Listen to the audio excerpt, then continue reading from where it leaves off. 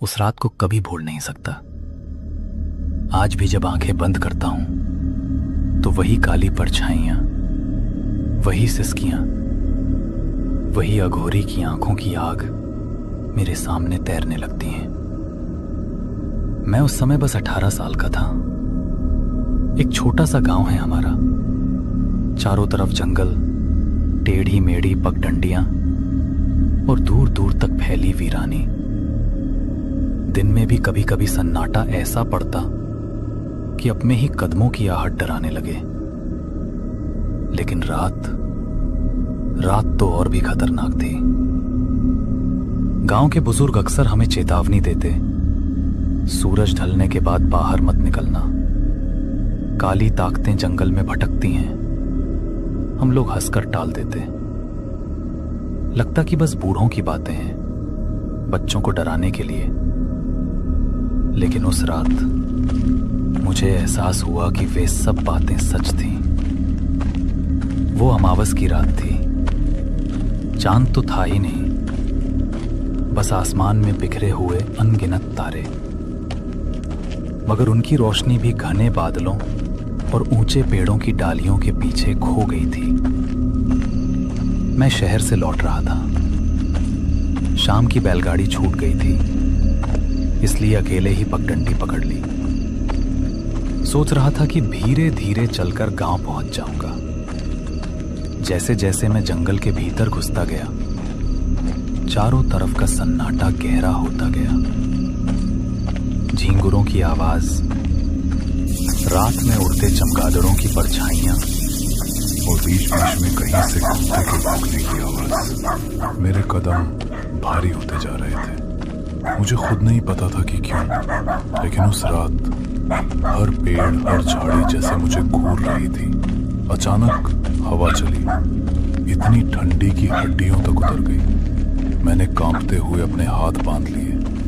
कुछ दूर जाने के बाद मुझे हल्की हल्की आवाजें सुनाई दी। पहले तो लगा शायद किसी शिकारी ने आग जलाई होगी या फिर कोई गांव का आदमी गाने गा रहा होगा। लेकिन ध्यान से सुना तो समझ आया, वो आवाज मंत्रोच्चारण की थी। शब्द समझ नहीं आ रहे थे, लेकिन सुर इतने भारी और गहरे थे कि दिल की धड़कन तेज हो गई। ओम क्षरौं ह्रीं क्लीं। मैं ठिठक गया। सोचा कि लौट जाऊं, लेकिन उत्सुकता भी बढ़ रही थी। आवाज के पीछे पीछे दबे पांव आगे बढ़ा। कुछ ही देर बाद मेरे सामने एक खुला मैदान आया। बीचों बीच अग्नि का गोल चक्र जल रहा था। उसके चारों ओर काले कपड़ों में एक बूढ़ा अघोरी बैठा था, बाल बिखरे हुए, शरीर पर भस्म लगी हुई, गले में असंख्य रुद्राक्ष और हड्डियों की माला। वो अग्नि के सामने झूम झूम कर मंत्र पढ़ रहा था। चारों तरफ अजीब सी चीजें बिखरी हुई थी, खोपड़ियां, राख, काले तावीज और एक मिट्टी का बड़ा घड़ा जिसमें काला तरल उबल रहा था। मेरे पैरों के नीचे से जमीन जैसे खिसक गई। मैंने पहली बार इतने पास से अघोरी को देखा था। अघोरी के पास एक छोटा बच्चा बंधा हुआ था। वो बार बार छटपटाकर रो रहा था, मगर अघोरी उस पर ध्यान ही नहीं दे रहा था। मैं समझ गया कि यह साधारण पूजा नहीं थी, ये बलि थी। मेरा गला सूख गया। मैं छिपकर एक पेड़ के पीछे खड़ा हो गया। अघोरी ने दोनों हाथ आसमान की तरफ उठाए और जोर से चिल्लाया, आज ये रात्रि तुम्हें अर्पित है। आज मैं इस मासूम की सांसों से उस प्राचीन पिशाच को पुनर्जीवित करूंगा। आओ, प्रकट हो। उसकी आवाज इतनी डरावनी थी कि मेरे कानों में गूंजती रही। जैसे ही अघोरी ने यह कहा, चारों तरफ का वातावरण बदल गया। अचानक हवा बंद हो गई, पेड़ की टहनियां जड़ हो गईं, जैसे किसी ने उन्हें रोक दिया हो। चारों तरफ गहरी स्याही छा गई और फिर वो मिट्टी का घड़ा हिलने लगा। उससे काला धुआं निकलकर ऊपर उठने लगा और अजीब सी आकृतियां बनाने लगा। मेरे रोंगटे खड़े हो गए। मैं समझ गया ये इंसानी दुनिया का काम नहीं था।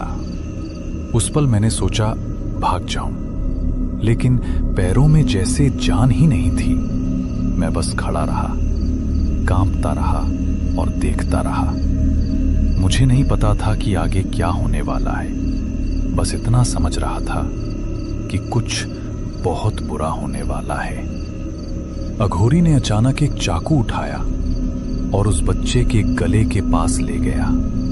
उसकी आंखें और भी लाल हो गईं। उसने आसमान की तरफ देखा और चीखा, जागो, जागो, ओ प्रेतात्मा, इस रक्त से तुम्हारा पुनर्जन्म होगा। और तभी काले धुएं से बनी एक परछाई धीरे धीरे उस बच्चे की तरफ झुकने लगी। उस रात जब मैंने अघोरी बाबा को उस मासूम बच्चे पर चाकू उठाते देखा, मेरी आत्मा जैसे जम गई थी।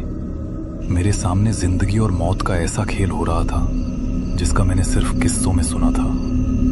मैं भागना चाहता था, चीखना चाहता था, लेकिन मेरे होठ बंद थे, गला सूख चुका था।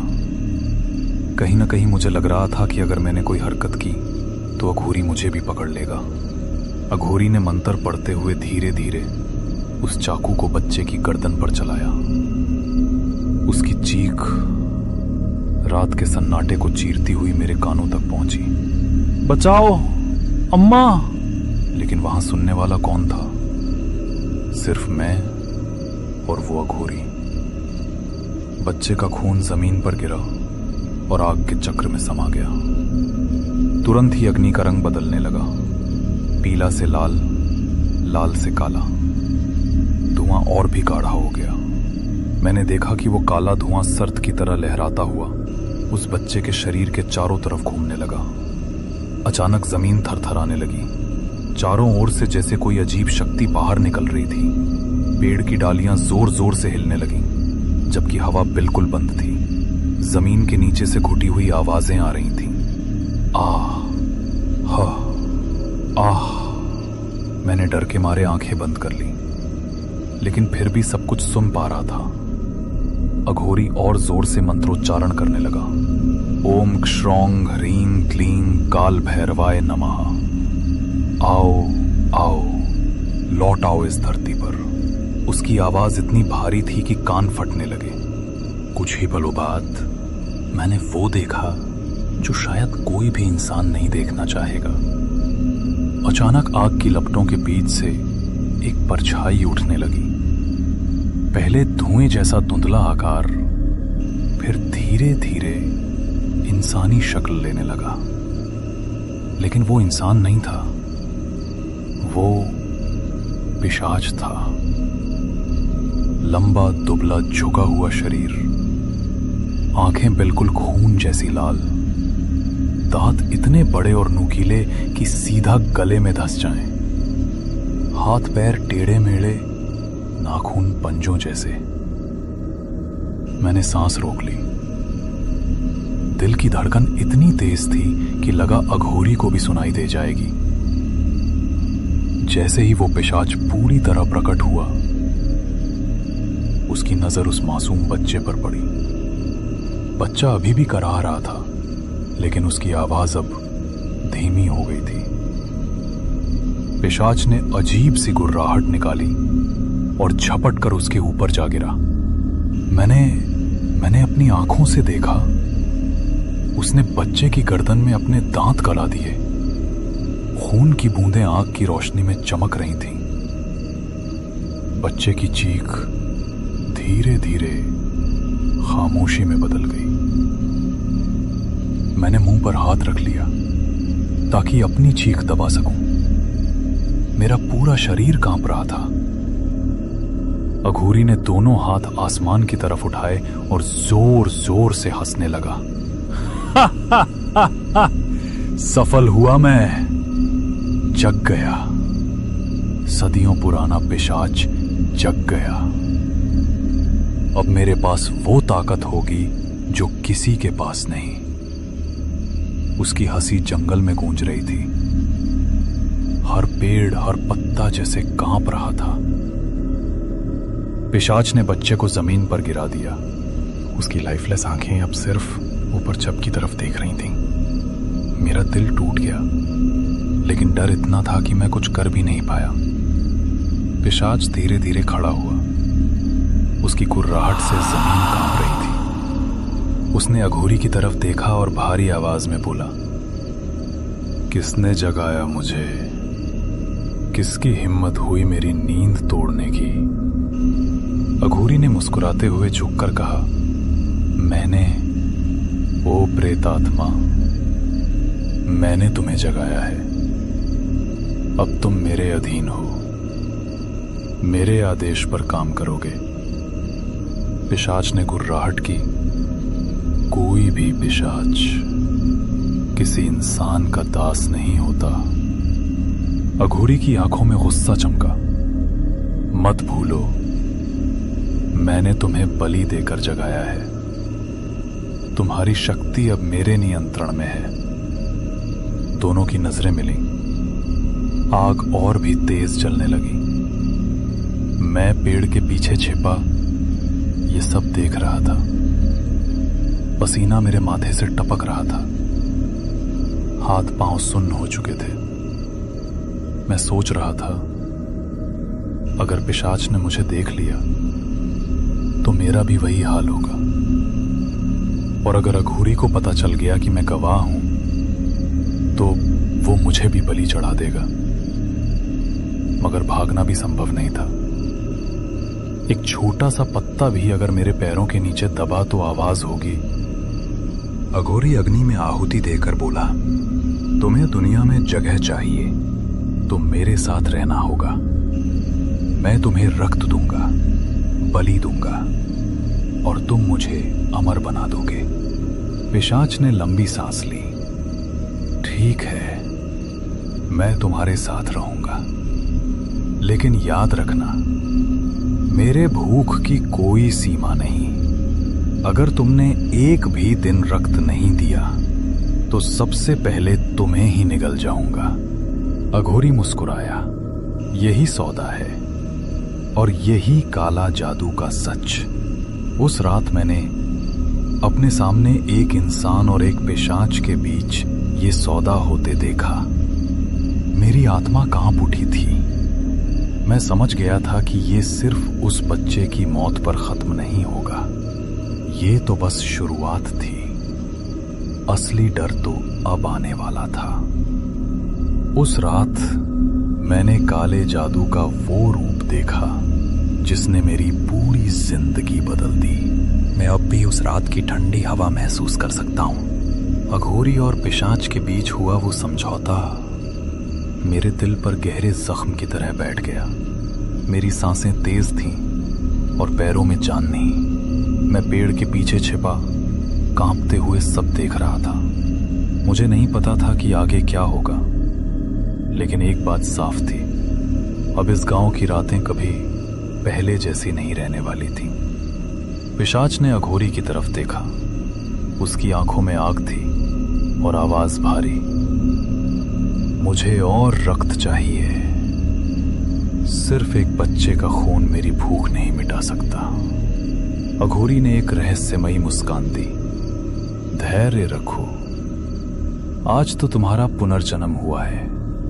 कल रात मैं तुम्हें और बलि दूंगा, लेकिन याद रखो, जब तक मैं आदेश न दूं, तुम गांव वालों पर हमला नहीं करोगे। पिशाच ने गुर्राहट की। उसके नुकीले दांत चांदहीन आसमान में चमके। मेरी भूख इंसानी नियमों से नहीं चलती। अघोरी ने जमीन पर भस्म फेंकी और मंत्र पढ़ा। पिशाच पीछे हट गया, जैसे कोई अदृश्य शक्ति उसे रोक रही हो। मैंने उसी पल समझ लिया, पिशाच कितना भी ताकतवर हो, मगर अघोरी के काले जादू से बंधा हुआ है। मैं धीरे धीरे पीछे हटने लगा। मेरे कदम कांप रहे थे। अगर थोड़ी भी आहट हुई तो सब खत्म। अचानक मेरे पैर के नीचे सूखी टहनी टूट गई। कड़क। मेरी रूह कांप गई। पिशाच की गर्दन मेरी ओर घूम गई। उसकी लाल आंखें अंधेरे को चीरती हुई सीधे मेरी तरफ देख रही थी। उसकी गुर्राहट इतनी तेज थी कि सीना फट जाए। कौन है वहां? मैं पेड़ के पीछे दब गया। दिल इतनी तेज धड़क रहा था कि लगा अभी बाहर निकल जाएगा। अघोरी ने हाथ उठाया और कहा, रुक जाओ, अभी वो समय नहीं। पिशाच कुछ पल के लिए ठहरा, फिर गुर्राता हुआ आग के पास लौट आया। मेरी सांस वापस आई, लेकिन मैं जानता था अब मुझे यहां से भागना ही होगा। किसी तरह मैं वहां से निकलकर गांव की ओर भागा।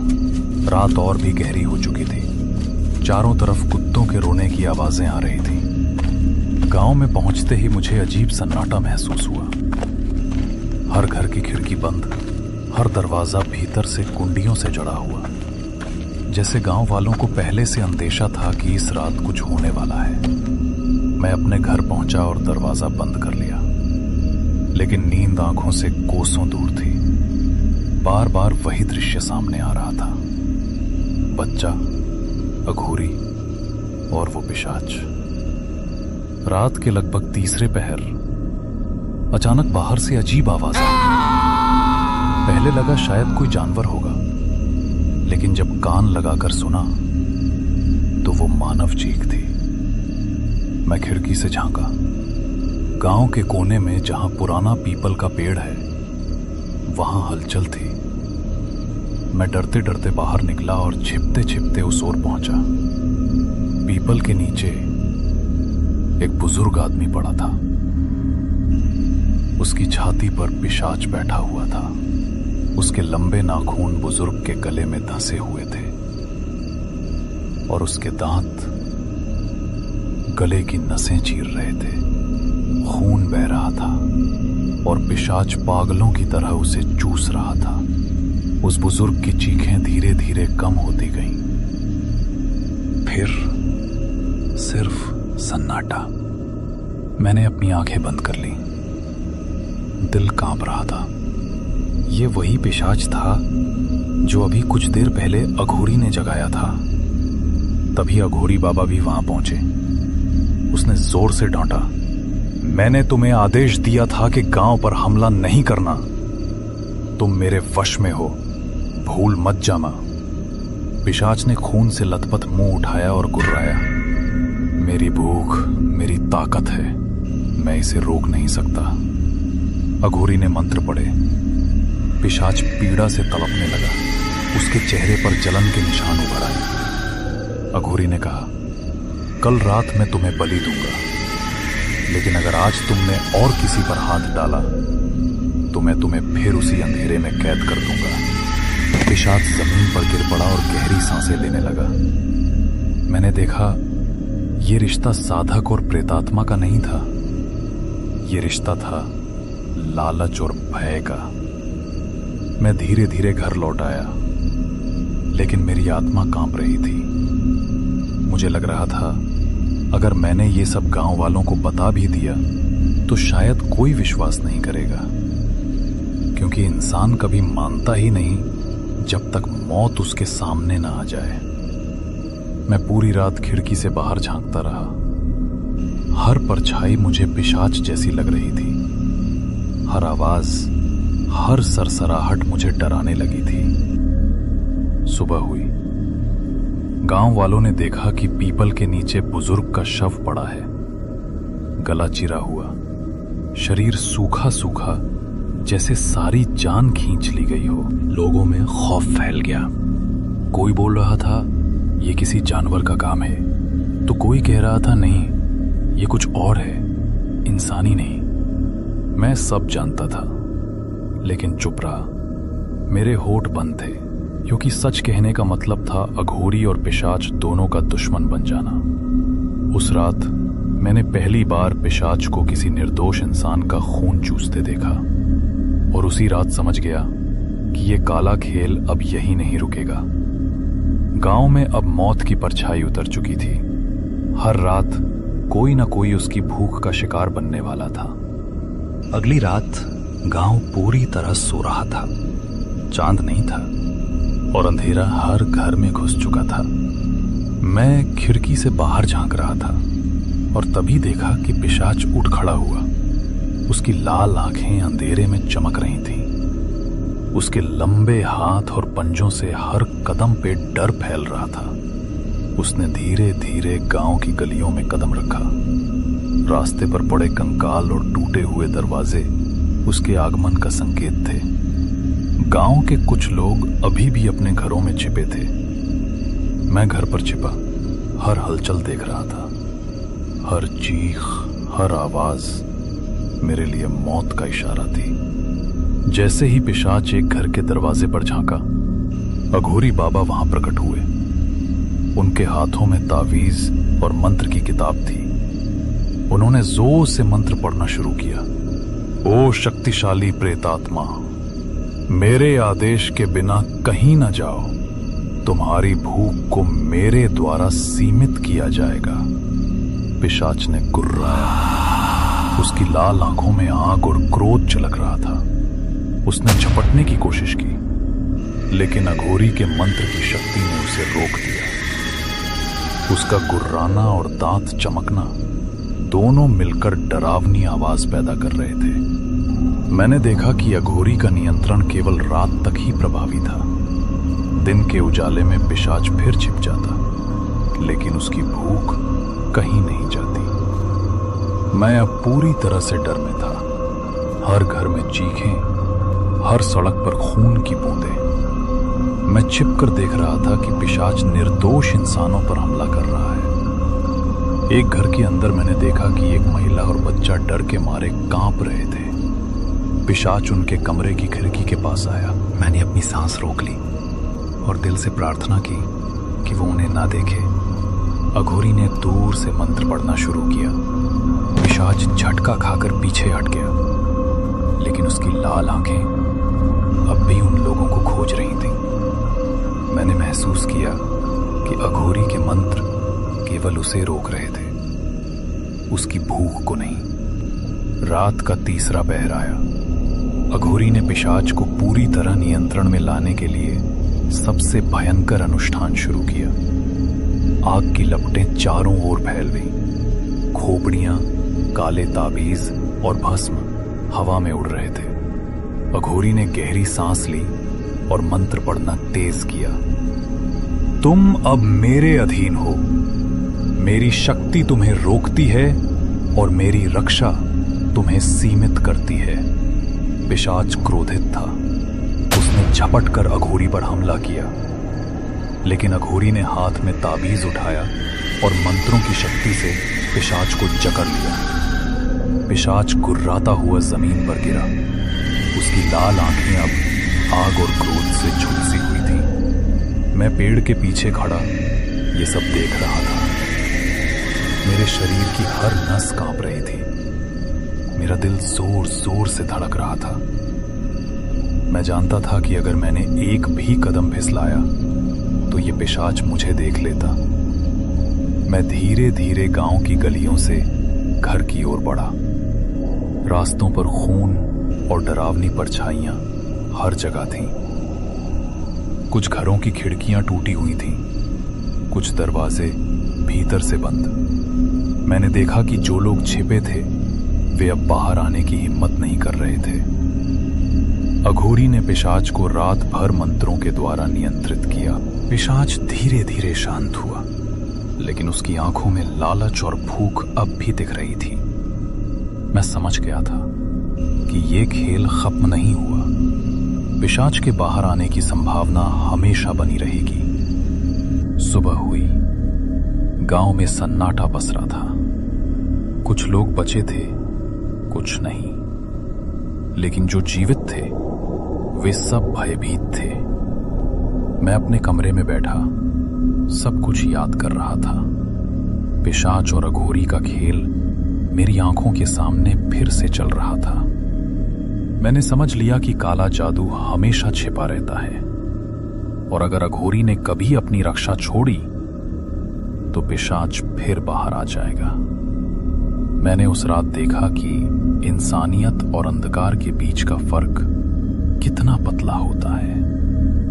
अघोरी ने पिशाच को रोका, लेकिन उसका लालच और भूख कभी खत्म नहीं होगी।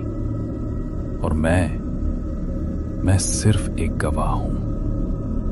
जो देखा उसे मैं हमेशा याद रखूंगा। काला जादू कभी मरता नहीं।